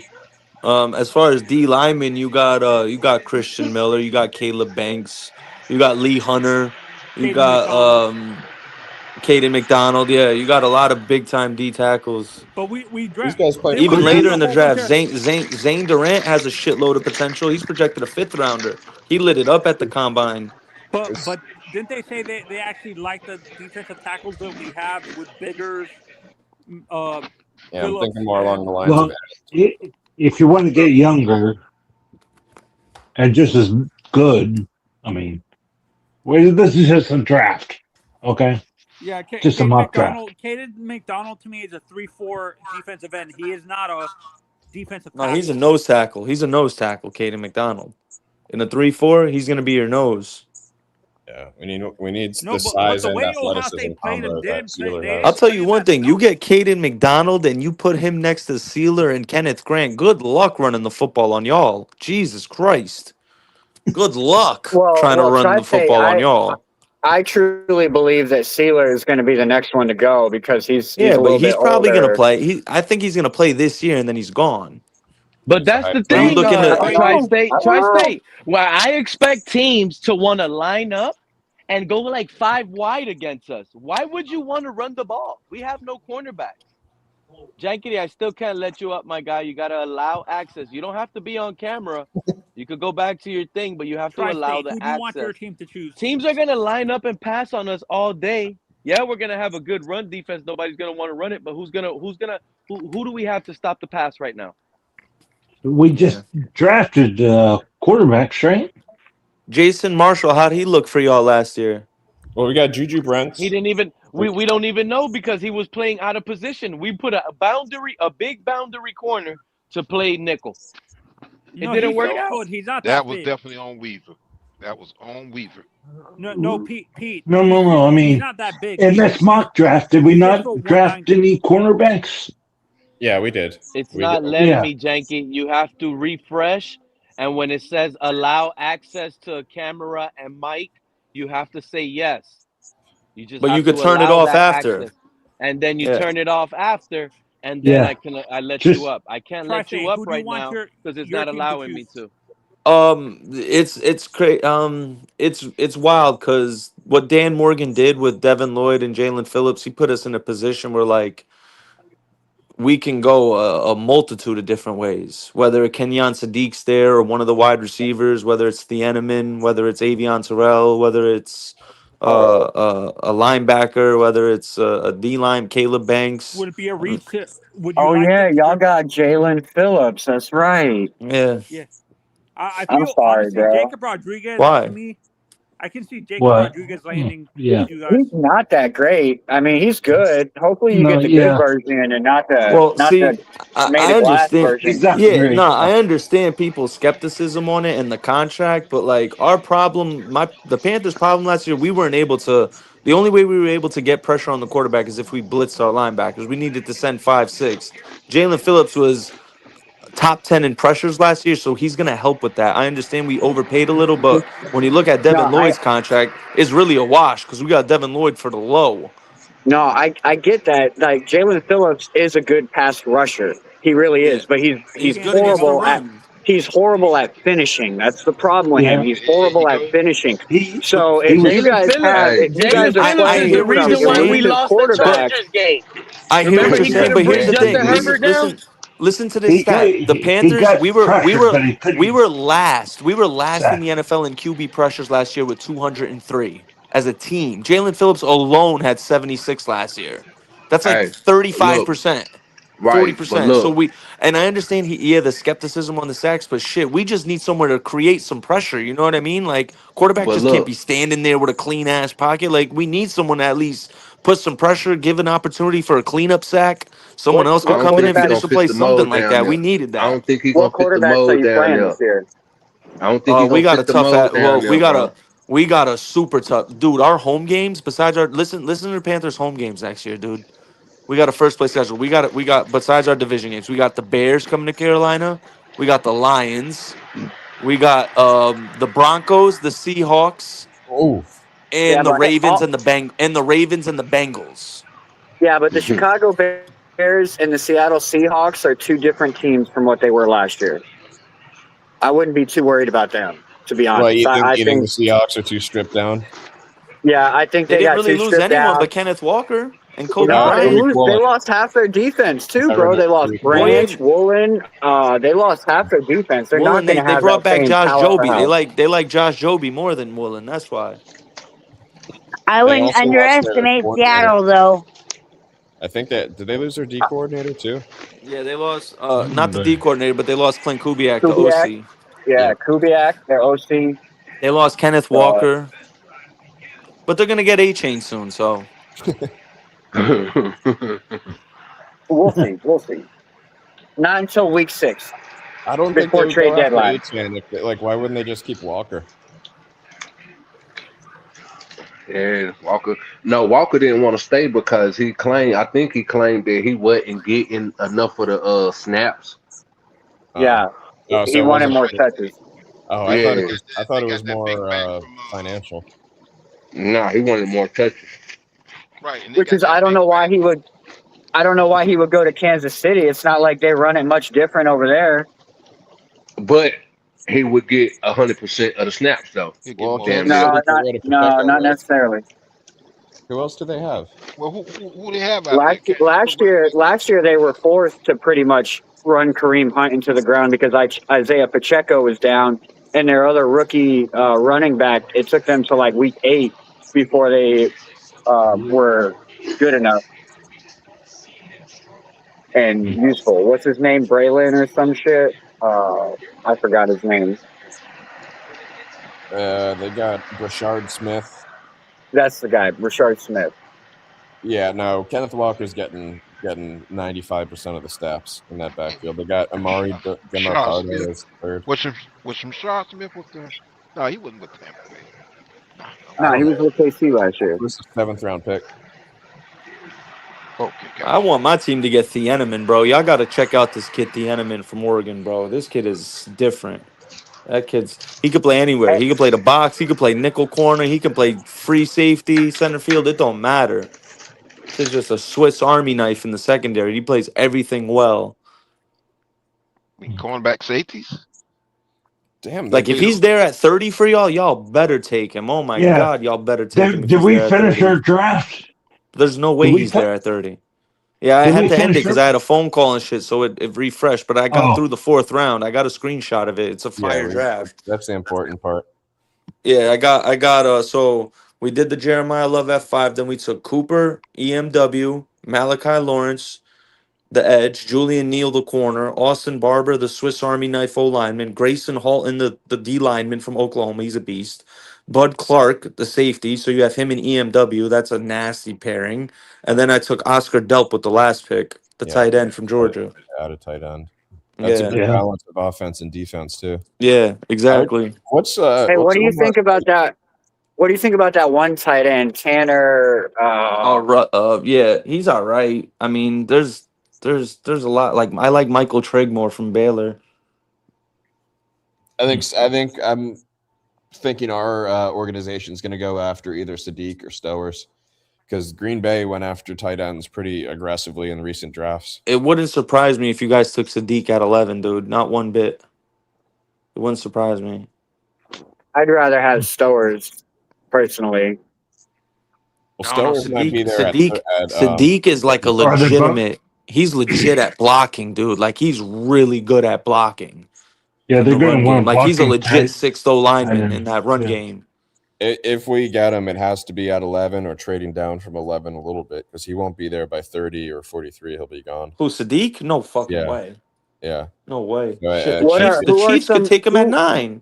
Who are some other teams that could possibly be needing a tight end that bad to take them in the first round?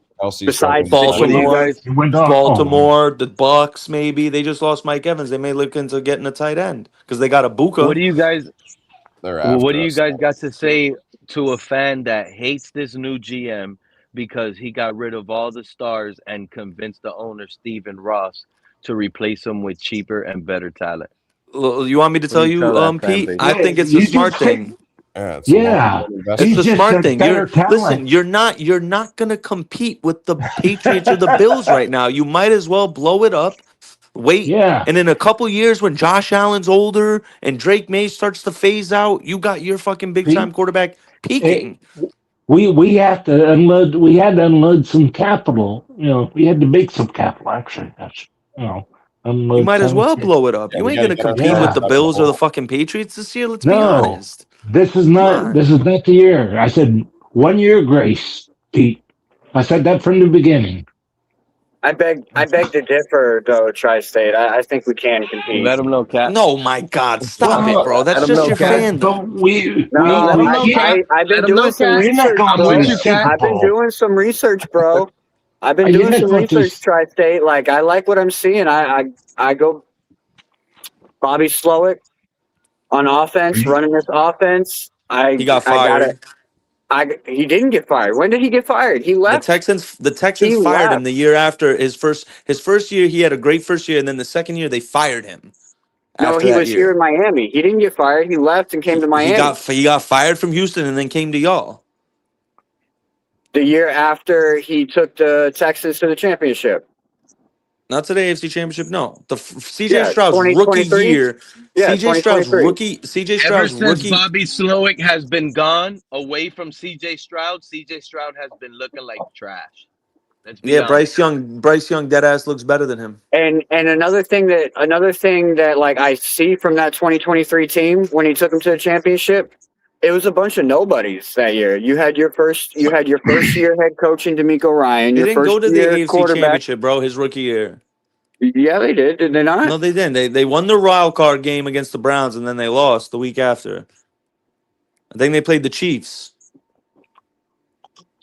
or the Ravens. They lost it was the Chiefs or the Ravens. They lost. I think it was the Ravens actually. All right, I'm in. And then the week 8 second right year now. happened. After the second year, he got fired. I don't know what he did this past year, but then now I know you guys signed him. Well, he but was after the passing game. He was the passing game coordinator for us last year. Let me just pull up his Wikipedia. Yeah. Because last year he was the passing game So coordinator. he was for the us.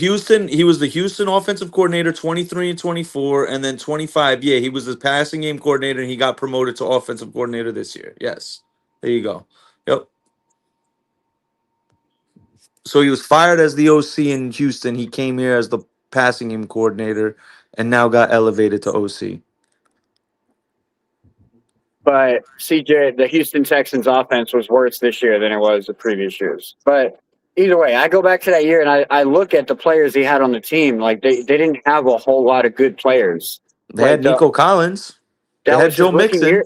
They didn't have Joe Mixon. They had Devin Singletary and Dare Ogunbowale as their running backs. But they Damian ran Pierce. The ball. They had Damian Pierce. Yeah, you're right. Devin Singletary and Damian Pierce. They ran the ball with 11 different people that year. Spread the ball out through the air to like 14 or 15 different receivers. Like it was ridiculous. Like that, a bunch of nobodies.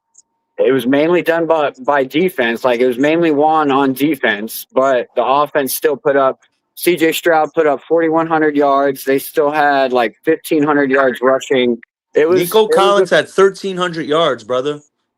Yeah, his rookie year, right? Yeah, CJ's rookie year. Tank Dell had 700. Dalton Schultz 635, Noah Brown 567, Robert Woods 426. Yeah, he had some weapons. Tank Dell 709 yards, 7 touchdowns as a rookie. They weren't in 11 weapons games. at the time though.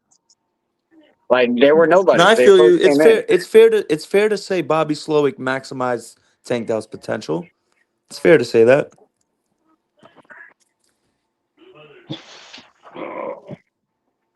Definitely fair to say that. No, so I just can't get over Pete saying Greg. I can't get over Pete when you guys said Eli Stowers or Kenyon Sadiq. This man said Greg Dulcich. I'm dead, bro. I mean, I like Greg Dulcich. I want Kenyon Sadiq. I want Kenyon Sadiq, but don't forget we have Greg Dulcich. No, Greg Dulcich is a good piece that we could definitely use as trade bait for next year. But we only signed a 1-year deal, so now it don't matter. He'll hit free agency. People will wait for that. Yeah. I could definitely see us drafting a tight end. We'd probably draft 2 tight ends. To be honest. All We right, don't have no tight ends on the roster after Dulcich. We might need 2. I'll be going, guys. Okay, I'll listen. See you All later, right? John. You take care. All right, John. Yeah. Have a good night. Take care, Sharif. Sharif. I'm gonna get out of here too. I gotta get going. Jankety Jim finally made it up. All right, Joe, man. Thank you for hanging out, buddy. All right, see you. Bye, Joe. Janky, how you feeling? Later. Yo, Pete, can you hear me, dog? We hear you. Finally up. We hear you, big dog. Jankety, we waiting on you. We hear you. This Pete. I mean, there's so much possibilities. I'm sure you guys probably touched on it a bit. Like you could move off of 11 into next year's draft, which wouldn't be too bad because you probably would get a late first, keep your 30, or you could just move 18 and a 30 and get a top 10 pick. if I Nobody give wants you to talk Achane in about the it, third, Sharif. you're giving. Sharif, nobody wants to talk about it, but the reality is we do have a lot of angles to do. And I try to tell the guys earlier, with everything we have with draft capital right now, I won't be shocked if the Cuban Missile comes to Miami and electrifies that whole stadium. I do believe there's an avenue And where and we accumulate and all this newsflash, draft capital to trade up with the Raiders and draft Fernando Mendoza. We have no star. and We have nothing to sell. and right, and newsflash, Pete. Nobody in history has kept 4 third-round picks, meaning the Dolphins are either going to take one or two of those to move back in the second, or they're going to take the second to move down further in the fourth. And there somehow it's going to be where in the end of 3 years from now, in 2029, you're only going to be paying out two, maybe three of those third rounders. You're not going to keep all of those and then end up having to Christian Wilkins or Robert Hunt all of those in 2029. That's foolish as a GM, and you guys should know that. So you're gonna move. We're definitely never gonna keep 4 in the third round and pick 4. That's not gonna be a wise money move because they may turn out well, and if that's the case, then they're leaving like Robert Hunt and Christian Wilkins. So you want to spread that out. You have 3 third round picks now, but in the draft, you could turn 3 of those picks into a fourth and a fifth, maybe a pick next year, maybe move up into the second. So you end up having 12 total picks, but you spread it out if you understand for your money's sake, because you don't want to end up paying a Pete, first can you hear rounder, me? a 30th total pick. Then you have to end up Jankity. paying 3 third rounders. Yeah, so you don't want to end up doing that You as have a four money third cap thing. rounders. Right. So you don't want to Mm. have to end up. You're gonna Yo, can you move hear me, away Pete? from a bunch of Yeah, those. we hear you. Yeah, We hear I you, hear bro. you. Yeah, you go ahead. Go ahead, bro, if you want to talk. I Pete, can don't you hear think me? he could hear us. Yes, we hear you, but I don't think you could Everybody can hear hear you. us. Yes, sir. He probably has his volume set at mute and he don't even know. You, pro- I don't Oh, know. you hear me, you Pete? can hear me. Yeah, Yeah, we hear Oh, you. yeah, okay, we hear sorry. you.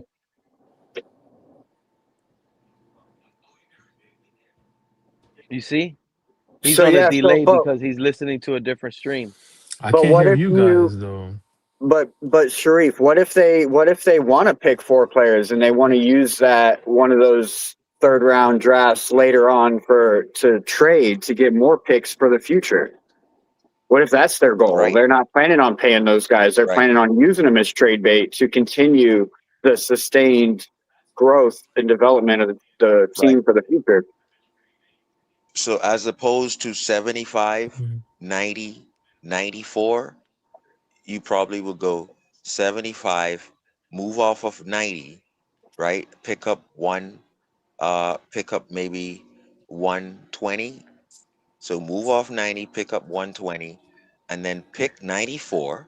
So you keep your 94th pick, and then you move off of 113 Yeah, but and go back And to do what? what But else? do take. Hold what? on. Move What off else of are it we and do getting? what? Hold on. Yeah, what else are we getting if we're moving Yeah, off what are of you? You're 90 to moving go off to of it and getting 120? what? Like, what's the That example? doesn't You're that probably doesn't make gonna get. sense for the You're probably Dolphins. Like well. we're gonna give you Well, we're I'm gonna gonna move answer We're you that. up gonna move off 30, our third rounder and get what? like a Well, fourth you're gonna round move pick in off of place. one of them for the sake of not paying 3 of them But coupled that up, no, meaning the see that 70. doesn't Bro, it's a that's third not a round smart money contract. That's not a move. big deal. It's a And third like round contract. That's just not gonna break the bank. now, if you're telling me that we're Well, going to get a they fourth turn out in well. this That's why draft I said and a fourth in next draft for that third round pick, okay, I can see that. But like going third for that. fourth, that makes no sense. So, Zero so sense. if you hit it, let's say you hit a jackpot and you get 3 Van Ginkels at It doesn't 75, matter. You 90, take the and other one and 94. you use one of them as trade later. Like you don't just move down because you won the lottery. Like Well, that doesn't make I, sense. that's actually a good problem to have. And at the quarterback position, if you get Mendoza or if you get Love and keep Achane, you're then dangling something at pick 11 with Achane.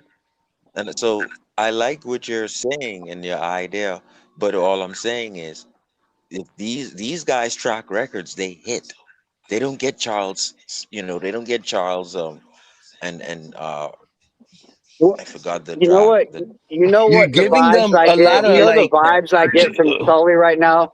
The vibes I get from Sully right now is he's trying to make history. So you don't know what he's going to do. They don't get I forgot the guy, the defensive end who went to play for Dallas. Charles, the defensive end who we got from Oregon, it's third pick.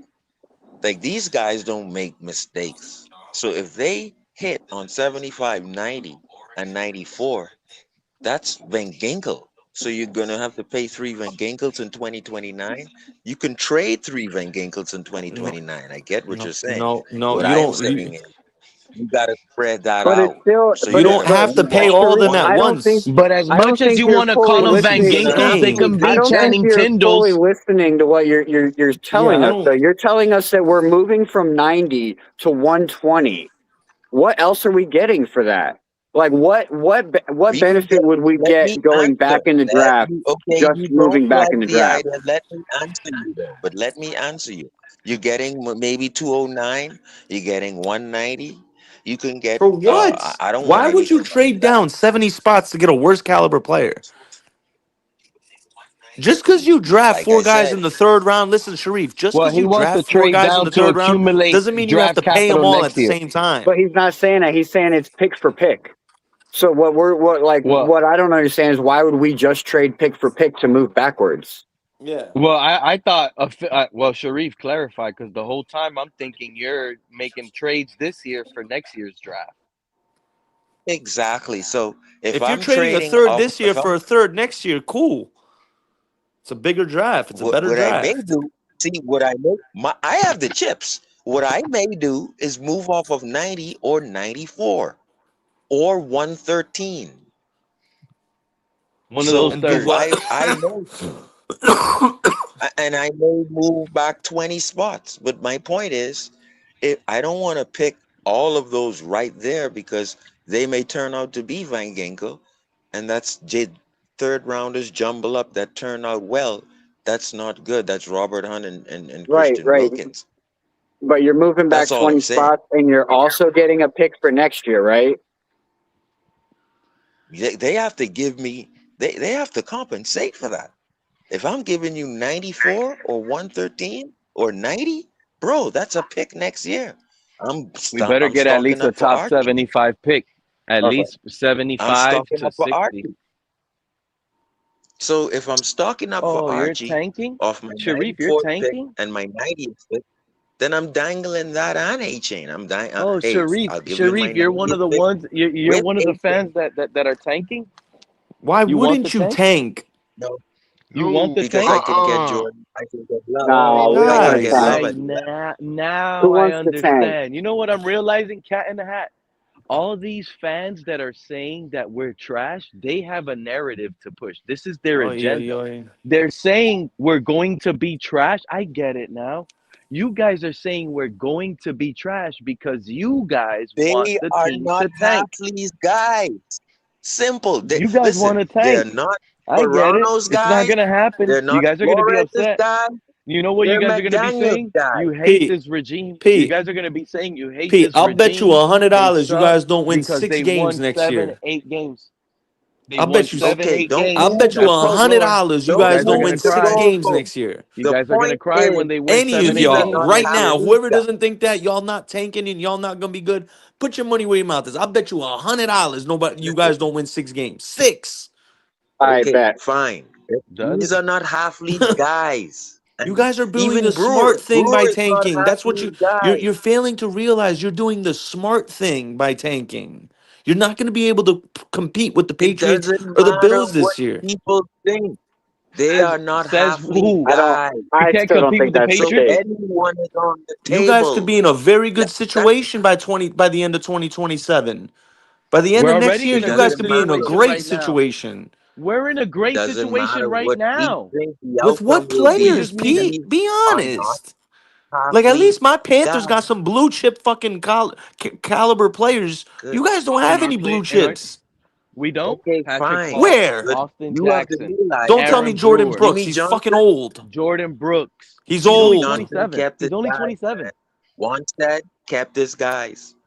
They got to flush Zach McDaniel's Sealer, guys. Kenneth Grant, Hey, I'm glad They, you Chauncey mentioned Robinson. Wannstedt. I'm glad they you have mentioned to, bro. Wannstedt because Come Wannstedt is on, actually bro. a That really was a good core friend of with guys Jeff right there in the Hafley trenches. Well, I'm not and even at talks to Achane Jeff yet. Yeah, Hafley on a regular. he gave him his first. He gave him his first coordinator gig. Yep. Nobody really knows that. Old Jalen Tolbert Wani. is going to be a He star in slept Miami too. under his desk, Oh, man. and That's who Pete, he was look working where for Pete is when he taking slept it. under his desk. He was working for Dave Wannstedt. Talking about COVID. Pete, Jalen Tolbert. we're gonna burn him at the team, right? Hey, Sharif, what do you think about Jalen Tolbert, our new wide receiver? Listen. Yeah. For one, like I said, everything is on. Right now, the pressure is on Bobby Slowick and the 6 offensive linemen. That's the pressure is on him right now. When the That's not going to announcer comes happen. on TV, That's not going to happen. we're gonna That's not going to happen. listen. It's time for the 6 linemen, Pete. It's That's time. not going to happen. And We That's got not going to happen. when we you got a whole team. We when got you got right a now. guy We like have a Tolbert on whole the team, team of players and coaches that have something to prove. Everybody on listen, this team, you when know you and what got I a love? guy everybody in like this coaching I staff. love when all of you when you guys got a think guy my like team is Charlie, trash. listen, That's when man, we when you show got a out. guy like That's when Charlie we Heck show out. Y'all don't coming remember in in the season? as the Y'all don't 6th remember during the offensive season, lineman, all of you guys were up here saying, we're going to get mollywopped by Buffalo. We're going to lose to Buffalo. I felt it. I said, the whole world thinks we're going to lose to Buffalo. This is exactly why we're going to beat listen, Buffalo. And I told y'all, we're going to beat Buffalo. We're not going to lose to these guys. It's because of y'all. we're already Yeah. bigger on the O line. A lot of people don't realize we're gradually getting to be bigger Keep and doubting more us. cold Keep hating on us. sufficient. Keep calling us trash and tankers. Go ahead, We're Sharif. getting more cold. The more players that we pick up, we're actually getting better in the cold. We're bigger in the O line. A month later, we're bigger on the O line, and we're bigger at cornerback. We're more capable of playing in the cold. Not complete yet, but just look at the transformation. They're What not did they half say? these guys. Fast gets slow, big don't get small. We got that new tight end, right? This man, cat in the hat over here talking about Eli Stowers. He's been saying that every stream for the last 30 streams, right? And he don't even remember about the guy we just signed. 6'8", damn near 300 pounds, runs like a wide receiver. What's his name? Kuntz? James Kuntz or something? I'm about to get it. I get it. I'm about to get it right now. Coons. Beast. But then we also signed the other tight end. We signed Ben, I think from the Ben Vikings. Sims. We got Sims. Ben Sims, And we're bringing Conyers back. We're bringing Conyers back. Oh yeah. And Dulcich back. And Dulcich. You got Dulcich. It's a good tight end room. And we we might got draft Njoku. one of these rookie tight Nobody ends. They really might not know get that. no playing time. They might not even get From on the the field. Browns, We we draft picked up Eli Njoku. Stowers. Not in this tight end room. But the goal is to develop him, right? To get the young guy and develop him. That way, you're using Dulcich and Ben Sims next year, right? You're using them mostly. You're sprinkling in a little Eli Stowers so he can get some playing time, get some reps under his belt, get the feel of the game. So that way, when it comes later on in the season, you built up a rapport for Greg Dulcich or Ben Sims, and now you have a little bit of trade value in those players. And you have Eli Stowers to back up on, or Kenyon Sadiq to fall back on for the next year. You know that you can move off of that player. You brought up his value, and you have a replacement. We need impact. I like that idea, but the reason why I think they got 4 tight ends in the last 30 days is because they looked at it. Sam Roush is not going to be there. Sadiq Stowers, they're not going to be there. So I think they looked at that. Stowers won't be where? Whoa. Stowers won't be where? Stowers might not even be there at 43 in the second round for us. He will. He probably will. Tri-State, I want to know your opinion on that. Hold on. I do want to know your opinion on that. Tri-State, because before the combine, Stowers wasn't really on anybody's radar. And then he lit that and then he motherfucker lit up. the combine up, and now he got on a few people's radar. And also, too, like what a lot of people are overlooking with Stowers is the fact that Diego Pavia really kind of controlled the ball and controlled the flow of the game over there. So, and he was kind of stingy, in my opinion. So, in a different offense, Eli Stowers probably could have put up a lot better numbers than what he did. I mean, kid's so super what I'm talented. trying- I think there's a very good I'm shot he's there at 43. I think there's a very good shot he's there at 43.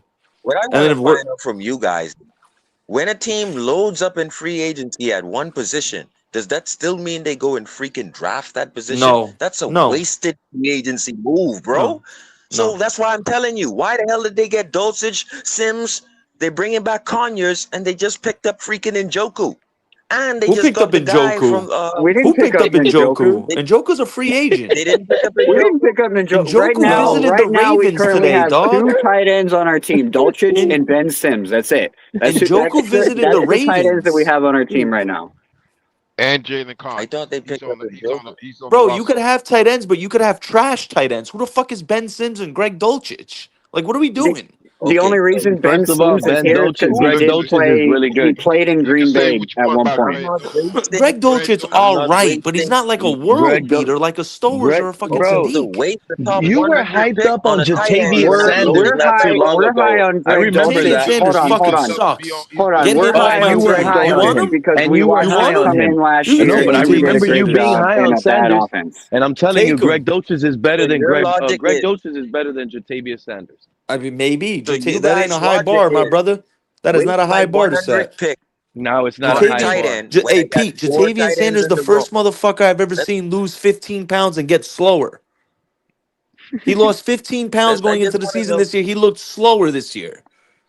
Joseph, yeah, I wanted Isaiah Likely over here too, but it would have cost too much money probably. So you Isaiah guys' Likely went logic to the is Giants, you have right? 4 tight ends in the room. Go ahead and waste a 100 pick on We don't have 4 another tight tight ends. end.